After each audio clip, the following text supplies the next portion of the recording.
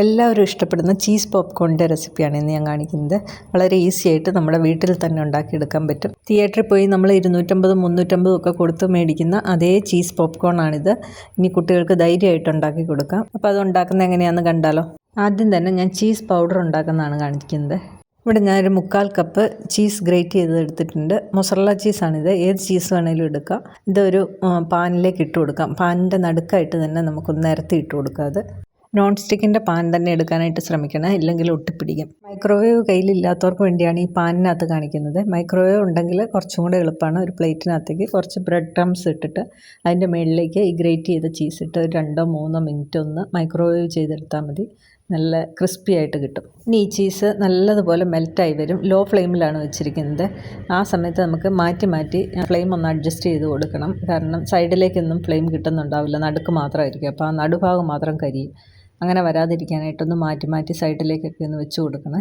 അപ്പം ഇത് നല്ലപോലെ ഇതായി വന്നിട്ടുണ്ട്. അടിവശം നല്ല റെഡായിട്ടുണ്ട്. കരിയാതെ പ്രത്യേകം ശ്രദ്ധിക്കണം.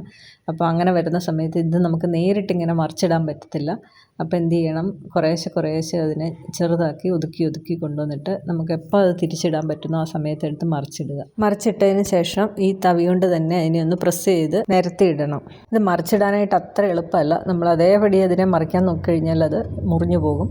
അപ്പോൾ ഇതുപോലെ ഒന്ന് തിരിച്ചിട്ടതിന് ശേഷം ഒന്ന് പ്രസ് ചെയ്ത് കൊടുത്താൽ മതി. അത് പഴയ പോലെ തന്നെയാകും. കാരണം ചീസാണല്ലോ, അത് വലിയുന്ന സാധനം. ഇനി ഇതിനെ ലോ ഫ്ലെയിമിൽ തന്നെ ഇട്ട് മറിച്ചും തിരിച്ചിട്ട് നല്ല ക്രിസ്പി ആക്കി എടുക്കണേ. കുറച്ച് ക്ഷമയോടെ ചെയ്യേണ്ട കാര്യം. ഫ്ലെയിം കൂട്ടി വെക്കരുത്. കൂട്ടി വെച്ചാൽ അത് കരിഞ്ഞു പോകും. നിങ്ങളുടെ അടുത്തുള്ളത് ക്രീം ചീസോ സ്ലൈസ് ആയിട്ടുള്ള ചീസോ ഏതാണേലും കുഴപ്പമില്ല. ഇതേപോലെ തന്നെ ഒന്നാക്കി എടുത്താൽ മതി.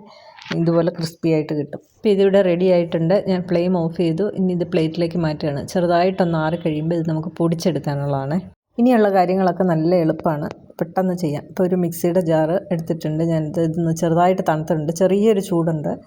എന്നാലും ഞാനിത് പൊടിച്ചതിനകത്തേക്ക് ഇടുകയാണ്. ഇതിലേക്ക് 1/2 ടീസ്പൂൺ മഞ്ഞൾപ്പൊടി, 1/2 ടീസ്പൂൺ കാശ്മീരി ചില്ലി പൗഡർ, എരിവില്ലാത്ത മുളക് പൊടി തന്നെ ഇടണേ. ഇനി വേണ്ടത് പാൽപ്പൊടിയാണ്. പാൽപ്പൊടി ഇല്ലാത്തവർ ബ്രെഡ് ക്രംസ് ചേർത്താലും മതി. 1 ടേബിൾ സ്പൂൺ പാൽപ്പൊടി ആദ്യം ചേർത്ത് കൊടുക്കുക. ഇനി ഇതൊന്ന് പൊടിച്ചെടുത്തതിന് ശേഷം ആവശ്യമുണ്ടെങ്കിൽ വീണ്ടും ചേർക്കാം. ഇപ്പം എന്താ ഇതുപോലെ ഒന്ന് പൊടിച്ചെടുത്തിട്ടുണ്ട്. ഇതിലേക്ക് 1 ടേബിൾ സ്പൂൺ പാൽപ്പൊടിയും കൂടെ ഞാൻ ചേർക്കുന്നുണ്ട്. പൊടിഞ്ഞിട്ടില്ല, ശരിക്കും ഒന്നും കൂടെ നന്നായിട്ട് പൊടിക്കണം. പിന്നെ ഞാൻ ഇതിലേക്ക് ഒരു 1/4 ടീസ്പൂൺ ഉപ്പും കൂടെ ചേർത്തിട്ടുണ്ടായിരുന്നേ. ചീസിനകത്ത് ഉപ്പുള്ളതായതുകൊണ്ട് ശ്രദ്ധിച്ച് ചേർക്കണം. ഉപ്പ് വളരെ കുറച്ച് ചേർത്താൽ മതി. നോക്കിയിട്ട് മാത്രം ചേർക്കുക. പൊടിക്കാൻ പറ്റുന്നതിൻ്റെ മാക്സിമം നന്നായിട്ട് തന്നെ പൊടിച്ചെടുക്കണം. ഞാൻ ഇതുപോലെ ഒന്ന് പൊടിച്ചിട്ടുണ്ട്. ഇത്രയേ ഉള്ളൂ പണി. അപ്പോൾ ചീസ് പൗഡർ റെഡി ആയിട്ടുണ്ട്. ഇനി നമുക്ക് കോൺ കെർണൽസ് വേണം. അപ്പം ഞാനിത് തൂക്കി വാങ്ങിച്ചേക്കുന്നതാണ്. കടയിൽ നിന്ന് തൂക്കി വാങ്ങിക്കാൻ കിട്ടും, ഡ്രൈ ആയിട്ടുള്ള കോണ്. ഇത് ഞാൻ 1/2 കപ്പാണ് എടുത്തിരിക്കുന്നത്. അപ്പോൾ ഇതുപോലെ ഒരു പാൻ വെച്ചിട്ട് അത് ചൂടാകുമ്പോൾ അതിലേക്ക് കുറച്ച് റിഫൈൻഡ് ഓയിൽ ഒഴിച്ചു കൊടുക്കാം. ഫ്ലേവറുള്ളവർ എണ്ണ ഉപയോഗിക്കരുത്, വേറെ ഏത് എണ്ണ വേണമെങ്കിലും ഉപയോഗിക്കാം. അല്ലെ ബട്ടർ ആയാലും മതി. 1 ടേബിൾ സ്പൂൺ എണ്ണ മതി. അപ്പോൾ ഈ ഓയിൽ എല്ലായിടത്തും ഒന്നാകാൻ വേണ്ടിയിട്ടൊന്ന് ചുറ്റിച്ച് വെക്കാം.